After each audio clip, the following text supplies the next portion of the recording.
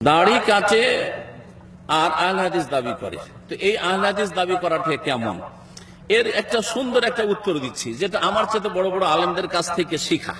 কারণ আমরা আমাদের বড়দের কাছ থেকে শিখি না, ওই হয় শিখি তাদের কাছে। আমরা এখন শিখতে আছি, আপনাদের চাইতে বেশি পড়াশোনা করি, আর না হলে শেষ হয়ে যেতাম কখন। যেটুকু বলা বলে শেষ হয়ে গেছে, ঘুরে ফিরে ওইগুলি রিপিট হইত। তো বড় একজন শেখের কাছ থেকে, আমার ওস্তাদের কাছ থেকে শিখা, যে একটা উদাহরণ দিয়ে বুঝাচ্ছি তাহলে বুঝবেন। বুঝা গেছে? খরগোশ আর কচ্ছপ, বুঝা গেছে? খরগোশ আর কচ্ছপ বুঝেন তো, দুটো প্রতিযোগিতা।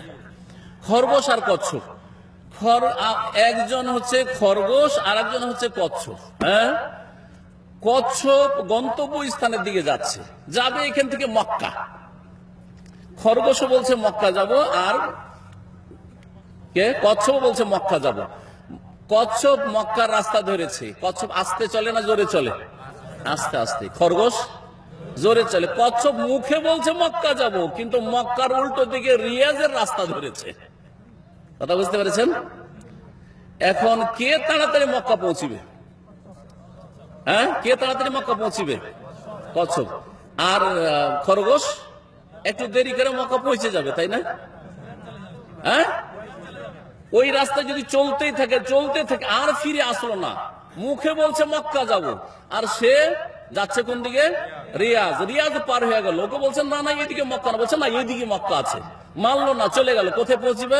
দাম্মাম। দাম্মাম পার, বলছে মক্কা যাব। কোথায় চলে যাবে? বাহরাইন চলে যাবে, নাই কুয়েতে ঢুকে যাবে, ঠিক না?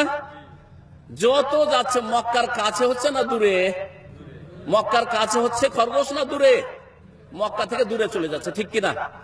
তো যারা শিরক বিদাতি আকীদার লোক আর আহলে হাদিস, এই দুটো দলে পার্থক্যটা খরগোশ আর কি দিয়ে বুঝাইলাম? কচ্ছপ দিয়ে বুঝাইলাম।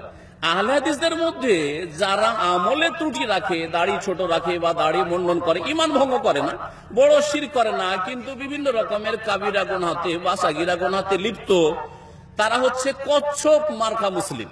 তারা হচ্ছে কচ্ছপের মতো মুসলিম। টার্গেট ঠিক আছে, যাব মক্কা, জান্নাতে যাব। কোথায়? জান্নাতে, কিন্তু মন্থর গতিতে আস্তে আস্তে যাচ্ছে। বোঝা গেছে না?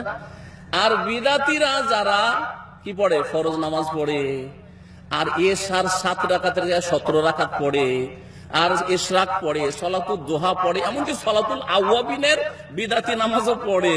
নামাজের অভাব নেই, রোজা সোমবার বৃহস্পতিবার রাখে, খুব রাখে। বোঝা গেছে? কিন্তু নামাইতো দিয়ে নামাজ শুরু করে, নামাইতো দিয়ে উজু শুরু করে, নামাইতো দিয়ে রোজা শুরু করে, আর মিলাদ করে, শবে বরাতের হালুয়া রুটি করে, আর মাজারের খেদমত করে, ইত্যাদি ইত্যাদি। এরা হচ্ছে খরগোশ, কিন্তু যাচ্ছে কোন দিকে? মক্কা ছাড়া উল্টো দিকে যাচ্ছে। টার্গেট তাদের ভুল হয়ে গেছে, যার ফলে যত বেশি ভালো আমল করছে শিরকের কারণে, তত বেশি উল্টো দিকে গিয়ে জান্নাত থেকে দূরে চলে যাচ্ছে। বুঝেছেন না বুঝেন নাই? তো আমাদের আহলে হাদিস সমাজের যারা গুনাহগার মানুষ, তারা হচ্ছে কচ্ছপ মার্কা মুসলমান।